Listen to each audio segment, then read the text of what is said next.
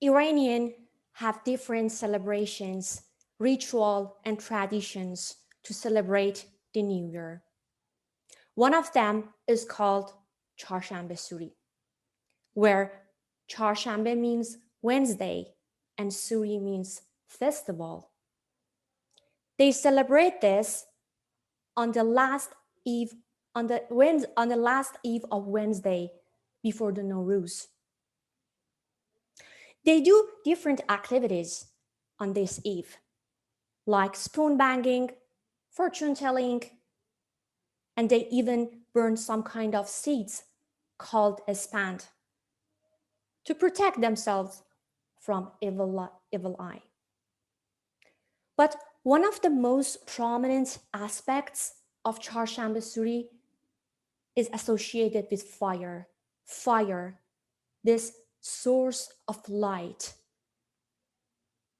They usually gather some bush and put that outside. And after the sunset, they make bonfires and start jumping over those bonfires and sing.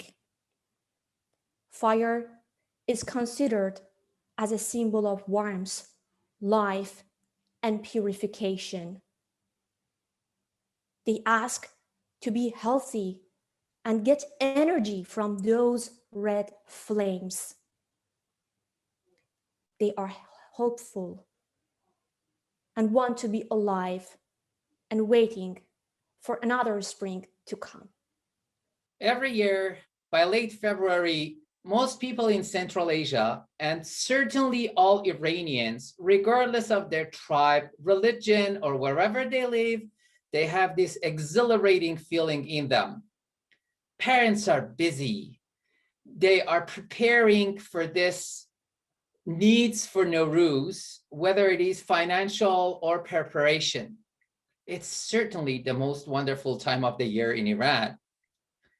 People, whether they're old or young, they're all busy preparing for Nowruz. And one of the things that they're preparing for is Sofre Hafsin. In English, it would be the table with 7 items that start with S in Persian. But certainly when we're talking about 7S, we don't really mean 7 of them. You could actually include some more into it. The 7 items that must be available on this half-seen table are each symbol of something. The first one is seep. English is apple, which is the symbol of beauty. The second one is serke, or vinegar, which is the symbol of patience. The third one is somak, sumac in English, which is the symbol of sunrise. The fourth one is samanu. It's a sweet pudding. It's a symbol of power and strength. The next one is sabze, which is the wheat sprout, and it's the symbol of rebirth. Then we have senjet, which is a Persian olive. This is the symbol of love. And the last of the 7 is seer, or garlic, which is the symbol of health and medicine. Though these are the 7 main S's or scenes, there are more to be included. We have sombol. The English word for it is hyacinth, which is the symbol of spring's arrival. We have sekke, or coin, which is, as you guessed, the symbol of wealth. And then we have sa'at, which is the symbol of time. It actually translates to clock. And even we have some other items that they do not start with S in Persian, but we include them as a symbol for a prosperous year ahead of us. Painted eggs are a symbol of fertility. Mirror is a symbol of self-reflection. Quran, which is the holy book, it's a symbol of wisdom. Candles are the symbol of enlightenment, and goldfish is definitely the symbol of progression. Speaking of tradition, one of my favorite was always going to see relatives.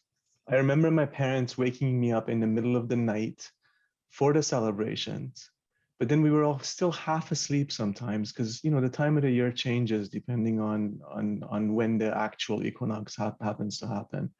But it was going over to grandma's house, visiting everybody, getting AD, the presents that we got.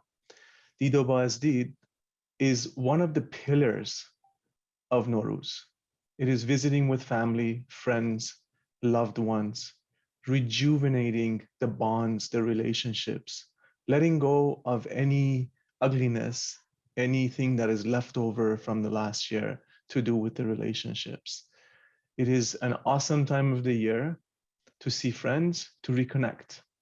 With so many migrations happening over the past, 40 years, 45 years with Iranians, families happen to be all over the world, but this hasn't stopped. I bet you internet traffic goes nuts around the Persian New Year because video chats, FaceTimes, people are connecting with each other. I know that right at the time, this is so much that right at the time of the new year, you can't get through sometimes. So this very important part allows families to stay stable, regardless of where we are in the world. Ladies and gentlemen, it's my pleasure to introduce you one of the most beautiful rituals in the Persian culture. I'm going to introduce you 13 outdoors, which is basically the translated version of the expression that we have in Persian. So 13 outdoor is basically the last day of Nowruz holiday, which is a kind of long and 2-week holiday. And this is basically because of its importance in our culture. This day is entitled in the Persian culture, in the Persian calendar, as the Nature Day. And it's very conceptual, referring back to the meaning and the concept of Nowruz that is basically celebrated on the day of vernal equinox, which is basically the start of the spring.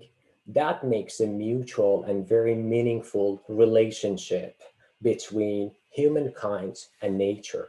So nature provided us a pleasure, and we are giving back this to nature as an appreciation. And with this, we, with our families, with our beloved one, spent the entire day in the nature. And this is actually a reminder for us that humankind are responsible for this nature, and we're actually responsible to teach our children to preserve this nature for the future generation.